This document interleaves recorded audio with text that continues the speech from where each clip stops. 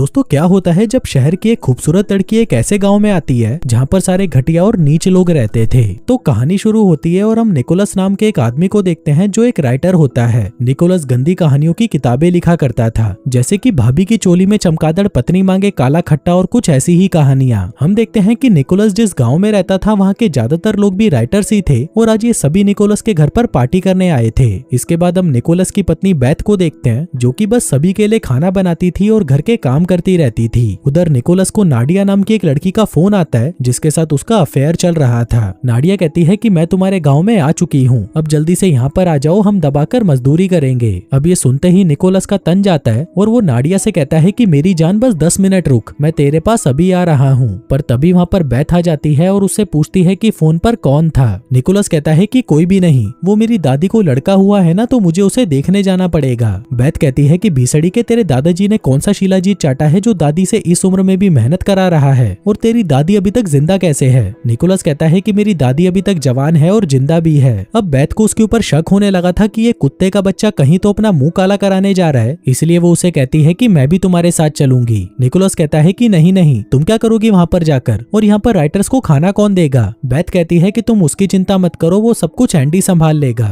आगे हम इनके नौकर एंडी को देखते हैं जो कि दिखने में बहुत ही अट्रैक्टिव था। ये इतना हैंडसम था कि टाउन की सभी लड़कियां इसको देखकर गीली हो जाती थी। इसके बाद हम देखते हैं कि टाउन में एक नई लड़की आती है जिसका नाम टमारा होता है। टमारा एक न्यूज रिपोर्टर थी और ये इस गांव में अपने बाप का एक पुराना घर बेचने आई थी। उधर दूसरी तरफ हम देखते हैं कि सभी राइटर्स अपने अपने लिखे हुए नॉवेल्स पर चर्चा कर रहे थे और उधर बेथ निकोलस के साथ जाने के लिए तैयार हो रही थी। आगे वो जैसे ही तैयार होकर नीचे आती है तभी उसको देखकर निकोलस कहता है कि तुम तो बिल्कुल वैश्या लग रही हो, इसलिए अच्छा यही रहेगा कि तुम घर पर ही बैठो, मैं जल्दी ही काम निपटाकर वापस आ जाऊंगा। बेथ कहती है कि भीसड़ी वाले अब तो सच बोल दे, बता वो छिनाल कौन है। तभी निकोलस उसे सब कुछ सच बता देता है और कहता है कि काफी टाइम से मैं नाडिया नाम की एक लड़की के खेत में दबाकर मजदूरी कर रहा हूँ। अब ये सुनकर बेथ बहुत ज्यादा गुस्सा हो जाती है और निकोलस से कहती है कि अगर तू आज उस छिनाल के पास गया तो कभी भी घर वापस मत आना। अब बेचारा निकोलस यहाँ पर फंस चुका था, क्योंकि अगर वो अभी नाडिया के पास नहीं जाता तो आज के बाद कभी भी उसे उसकी गुलाबी नहीं मिलेगी, और अगर वो उसके पास चला गया तो उसकी पत्नी उसे डिवोर्स दे देगी। लेकिन निकोलस को अपनी बूढ़ी पत्नी से ज्यादा जवान गुलाबी चाहिए थी, इसलिए वो नाडिया से मिलने के लिए निकल जाता है। इसके बाद वो नाडिया के पास आता है और उसे कहता है कि जाने मन मेरी पत्नी को तुम्हारे बारे में पता चल चुका है, इसलिए अच्छा यही रहेगा कि तुम यहाँ से चली जाओ, मैं कुछ ही दिनों में अपनी पागल पत्नी को डिवोर्स देकर तुम्हारे पास वापस आ जाऊंगा। अब नाडिया भी उसकी बात मान जाती है और वहाँ से वापस अपने शहर चली जाती है। फिर अगले दिन हम देखते हैं कि उन सभी राइटर्स में से एक ठरकी राइटर जिसका नाम चुमतलाल होता है, वो बेथ को समझा रहा होता है कि भाभी जी आप चिंता मत करो, अगर निकोलस आपको छोड़कर चला भी गया तो क्या हुआ, मैं आपको अपने घोड़े की सवारी कराऊंगा। जो कहकर वो बाथरूम चला जाता है और बेथ के बारे में सोचकर मुट्ठी मारने लगता है। लेकिन तभी वो देखता है कि निकोलस घर पर वापस आ गया है और वो बेथ से माफी मांग रहा है। कहता है कि जाने मन मुझे माफ कर दो, अब मैं किसी की भी गुलाबी के पीछे नहीं भागूंगा, मुझे तो बस तुम्हारी काली चाहिए और कुछ नहीं। अब ये सुनकर बेथ भी निकोलस को माफ कर देती है, जिसके बाद ये दोनों वहीं पर दबाकर मजदूरी करने लगते हैं। वहीं ये सब चुमतलाल भी बाथरूम में बैठा देख रहा था, जो देखकर उसका खड़ा होना ही बंद हो जाता है। फिर अगली सुबह जब सभी बाहर बैठे थे तभी उन्हें अचानक जोर जोर से अलार्म बजने की आवाज सुनाई देती है। उधर एंडी और चुमतलाल जब देखने के लिए आते हैं तो उन्हें पता चलता है कि ये आवाज टमारा के घर से आ रही थी, क्योंकि टमारा अपने घर के अलार्म को तोड़ने की कोशिश कर रही थी। तभी एंडी उससे पूछता है कि तुम्हारी गिंड में कौन सा कीड़ा उछल रहा है जो तुम ये कर रही हो। तभी टमारा कहती है कि एंडी तुम भूल गए ना मुझे। आगे जब एंडी उसे याद करने की कोशिश करता है तो उसे याद आता है कि वो दोनों काफी सालों पहले अच्छे दोस्त हुआ करते थे। आगे वो उन दोनों को अपने घर पर बुलाती है, जहाँ पर एंडी टमारा का अलार्म ठीक कर देता है। तभी टमारा उनसे पूछती है कि क्या तुम लोग मेरा घर खरीदना चाहोगे। इस पर वो कहते हैं कि नहीं, हम फकीरों के पास इतने पैसे नहीं हैं। वहीं एंडी टमारा को देखकर हैरान हो जाता है, क्योंकि पहले तो वो बिल्कुल बेकार दिखती थी लेकिन अब वो माल हो चुकी थी। फिर वहाँ से जाते वक्त चुमतलाल एंडी से पूछता है कि ये माल कौन है। एंडी बताता है कि पहले ये इसी गाँव में रहती थी और मैंने तो इसके खेत में खूब दबाकर मजदूरी करी है, पर पहले ये बहुत भद्दी दिखती थी और इसकी नाक पकोड़े जैसी थी, लेकिन अब ये बहुत सुंदर हो चुकी है। इसके बाद हम दो टीनेजर लड़कियों को देखते हैं जिनके नाम होते हैं जोडी और कैसी। ये दोनों यहाँ पर एक गंदी मैगजीन देख रही थी, जहाँ पर ये काले आदमियों के मोटे मोटे लुल्ले देखकर बहुत खुश होती हैं। उधर दूसरी तरफ सभी राइटर एक साथ एंजॉय कर रहे होते हैं, पर तभी वहाँ पर टमारा अपनी गिंड मटकाती हुई आती है, जिसको देखकर सभी का सामान एकदम सीधा तन जाता है, क्योंकि टमारा बहुत हॉट लग रही थी। वहीं निकोलस तो उसको देखकर इतना ज्यादा एक्साइटेड हो जाता है कि उसका मन तो कर रहा था कि वो उसे अभी घोड़ी बना दे। वहीं बेथ टमारा को पहचान लेती है और उसे कहती है कि तुम्हारी माँ की मौत के बारे में सुनकर मुझे बहुत बुरा लगा। तभी टमारा उन सभी से पूछती है कि क्या कोई मेरा घर सेट करने में मेरी मदद करेगा। अब ये सुनते ही सभी अपने हाथ खड़े कर देते हैं और कहते हैं कि तुम चिंता मत करो, हम पूरा सेट कर देंगे। वहीं इन लोगों के बीच में एक लेस्बियन राइटर भी थी और वो टमारा के टमाटर खाने के लिए तैयार बैठी थी।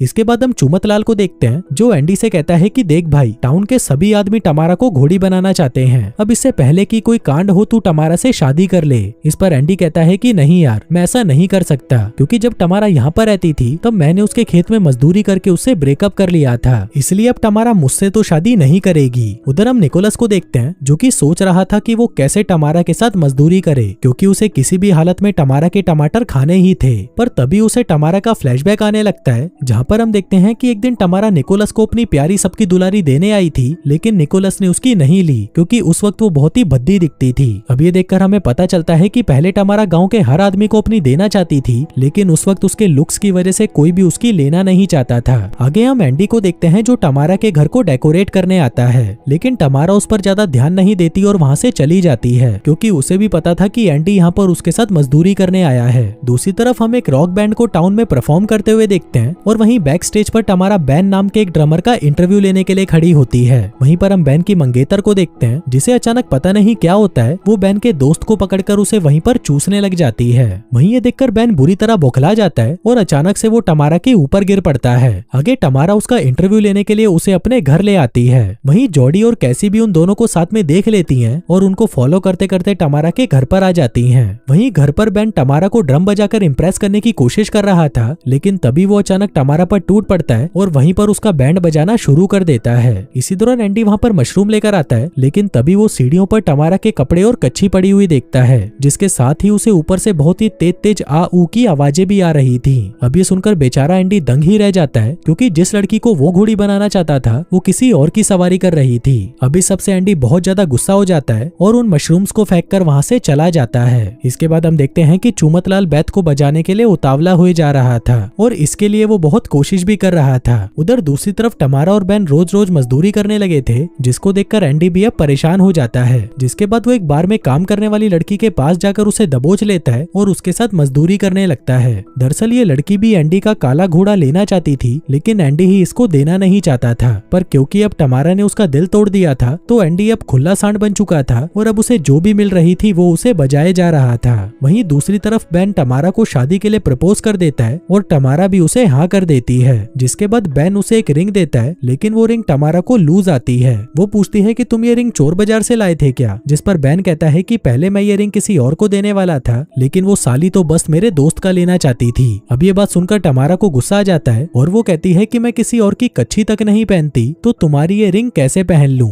इसके बाद हम देखते हैं कि जोडी और कैसी टमारा के घर में चुपके से घुस जाते हैं, जिसके बाद वो दोनों वहाँ पर पड़े हुए बैन के कपड़ों को सूंघने लगती हैं। वहीं रात को टमारा और बैन खूब मजे से पार्टी करके वापस घर आते हैं और तभी इन दोनों के बीच में झगड़ा हो जाता है, क्योंकि बैन लंदन जाना चाहता था और टमारा यहीं पर रहना चाहती थी। लेकिन जब बैन उसकी बात नहीं मानता तो टमारा आज रात उसका औजार लेने से मना कर देती है। अब इससे गुस्सा होकर बैन एंडी के पास आता है और उसे कहता है कि भीसड़ी के तू बस एक नौकर है, इसलिए अपनी औकात में रह, जो कहकर वो वहाँ से चला जाता है। फिर कुछ देर बाद चुमतलाल एंडी के पास आता है और उसे कहता है कि लड़कियों को पता नहीं बैड बॉयज ही क्यों पसंद आते हैं और हमारे जैसे शरीफ लड़कों पर तो ये लड़कियां थूकती तक नहीं। फिर अगले दिन हम देखते हैं कि बैन अपनी म्यूजिक की प्रैक्टिस कर रहा था, जिस वजह से टमारा अपने काम पर ध्यान नहीं दे पा रही थी। दूसरी तरफ एंडी ने टमारा के कहने पर उसके घर को बहुत ही अच्छी तरह से सजा दिया था, क्योंकि उसे अभी भी यकीन था कि टमारा उसके घोड़े की सवारी जरूर करेगी। आगे जोडी और कैसी फिर से टमारा के घर में घुस जाती हैं, जिसके बाद जोडी बैन को खुद के साथ इमेजिन कर गीली होने लगती है। आगे अपना पानी निकालने के बाद जोडी टमारा के कंप्यूटर से निकोलस, एंडी और बैन को मेल करती है कि मैं तुम्हारे साथ मजदूरी करने के लिए तड़पी जा रही हूँ। अब इस बात की वजह से टमारा और बैन के बीच में झगड़ा हो जाता है और वो दोनों ब्रेकअप कर लेते हैं, जिसके बाद बैन वहाँ से लंदन चला जाता है। अब इस बात से जोडी को बहुत बुरा लगता है, क्योंकि उसी की वजह से बैन वहाँ से चला गया था और जोडी को बैन बहुत ही पसंद था। वहीं वो मेल निकोलस के पास भी पहुंच जाता है, जिसे पढ़ते ही निकोलस का हथियार धरती को चीरते हुए पाताल तक पहुंच जाता है। उधर टमारा एंडी से मिलने के लिए उसके पास जा रही थी, जिस दौरान उसे रास्ते में निकोलस मिलता है।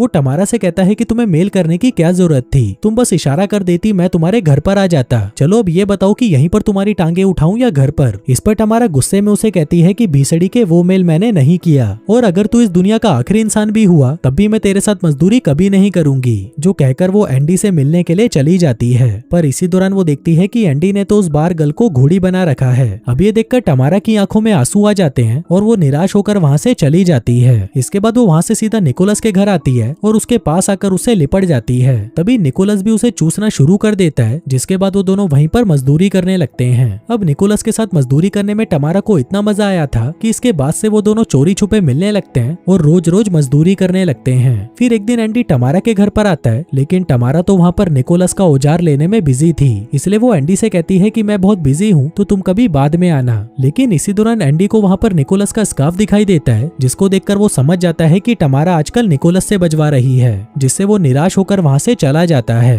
फिर कुछ देर बाद टमारा के घर से निकोलस निकलता है और जाते जाते वो टमारा को किस कर जाता है और उसमें भी वो उसे पूरी तरह से चूस ही लेता है। वहीं ये सब वहाँ पर जोडी और कैसी भी छुपकर देख रही थी, जिसको देखकर वो समझ जाती हैं कि शायद टमारा पूरे गांव को देना चाहती हैं, जिसके साथ ही वो उन दोनों का चूसते हुए वीडियो भी बना लेती हैं। आगे वो उस वीडियो को निकोलस की वाइफ को सेंड करने ही वाली थी, पर तभी वो सोचती हैं कि अगर बेथ को पता चला कि उसका पति किसी और के टमाटर खा रहा है तो उसे बहुत बुरा लगेगा, इसलिए वो उस वीडियो को बेथ को नहीं भेजती। जिसके बाद वो दोनों चोरी से टमारा के घर पर आती हैं और टमारा के कंप्यूटर पर देखती हैं कि बेन का मेल आया है और वो कुछ ही दिनों में यहाँ पर वापस आ रहा है। अब ये देखकर जोडी बहुत ही खुश हो जाती है और बेन को अपना फोन नंबर दे देती है। लेकिन जोडी की ये हरकत कैसी को पसंद नहीं आती, क्योंकि वो नहीं चाहती थी कि जोडी बेन के लिए घोड़ी बने, इसलिए वो गुस्सा होकर वहाँ से चली जाती है। वहीं रास्ते में निकोलस बहुत ही तेजी से कार चला रहा था, जिससे रोड पर पड़ा हुआ पानी सीधा जाकर कैसी पर गिरता है। अब इस बात से कैसी गुस्सा हो जाती है और बेथ को निकोलस और टमारा का किसिंग वीडियो भेज देती है।